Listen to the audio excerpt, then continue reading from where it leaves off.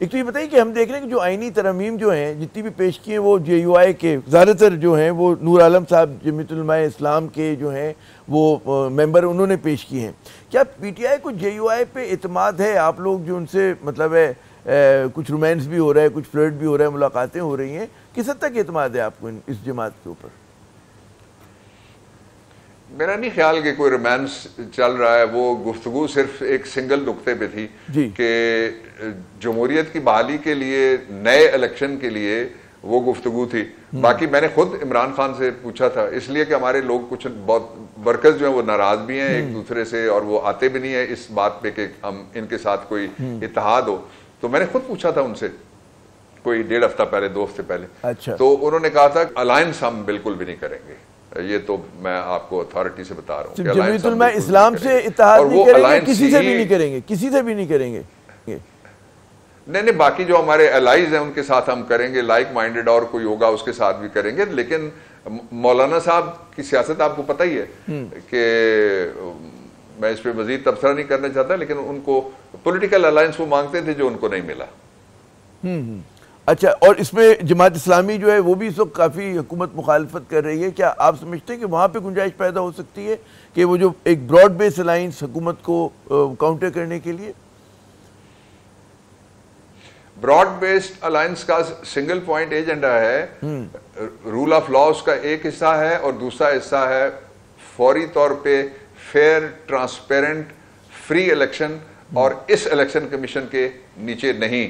और जो 8 फरवरी वाले नतायज हैं वो काबिल कबूल होंगे। जो 9 फरवरी वाली ताकतें हैं वो इस दफा घर बैठे हैं। लोगों को कुछ काम करने दें, पाकिस्तान को कुछ आगे बढ़ने दें। अफगानिस्तान कहाँ खड़ा हो गया जाके, बांग्लादेश कहाँ खड़ा हो गया, श्रीलंका जाके कहाँ खड़ा हो गया।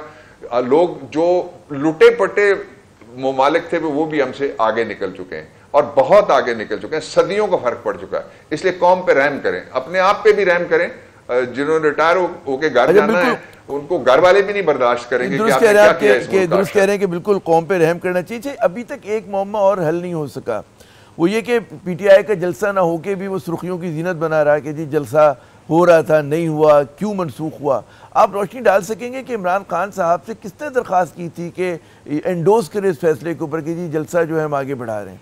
कहाँ से, किस तरफ से दरख्वास्त की गई थी? कुछ इतला है आपको? देखें, एक तो ये कि जलसे रोकना मेरे ख्याल में तो संगीन किस्म की गद्दारी में आता है आइन के साथ। इसलिए कि आइन की कम से कम 7 शिकें ऐसी हैं जो ये कहती हैं कि लोगों को फ्रीडम ऑफ मूवमेंट होना चाहिए, फ्रीडम ऑफ स्पीच होना चाहिए, फ्रीडम ऑफ प्रेस होना चाहिए, जो कहते हैं फ्रीडम ऑफ एसोसिएशन होना चाहिए, पॉलिटिकल पार्टी को फ्रीडम। ये शिकें जो मैंने आपको बताई हैं, कुछ और भी आर्टिकल 4 भी है, आर्टिकल 2A भी, आर्टिकल 25 भी है और सिक्योरिटी देना इनकी जिम्मेदारी आर्टिकल 9 है। ये एक बात तो ये हो गई। दूसरा ये है कि मुझे ये बताइए कि आप जरा इस हुकूमत से पूछिए कि क्या जो हमारा बंदा गया था उसने गन पॉइंट पे जाके अडयाला जेल से दरवाजा खुलवाया था? नहीं, ये तो सवाल वजीर भी कर रहे हैं। वजीर भी कह रहे हैं कि जी इतनी सुबह सवेरे स्वाति साहब अपने दोस्तों के साथ। वजीर अगर ये सवाल करता है इस्तीफा दे, शर्म करे, हया करे, उसके पास इतना इख्तियार नहीं है।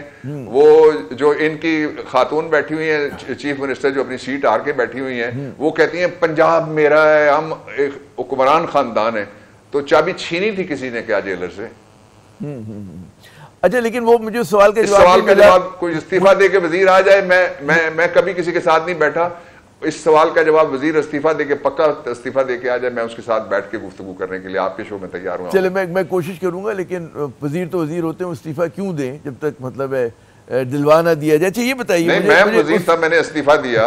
मैं वजीर था, मैंने इस्तीफा दिया, आपके सामने दिया। जी। अच्छा, मुझे उसका जवाब नहीं मिला सवाल का कि इमरान खान साहब से दरख्वास्त किस तरफ से हुई थी? हुकूमत ने की थी, किसी इदारे ने की थी, किसने की थी? या मतलब पार्टी की तरफ से की गई थी कि जनाब ऐसे जहाँ पे हमारी हुकूमत से पूछा जाए?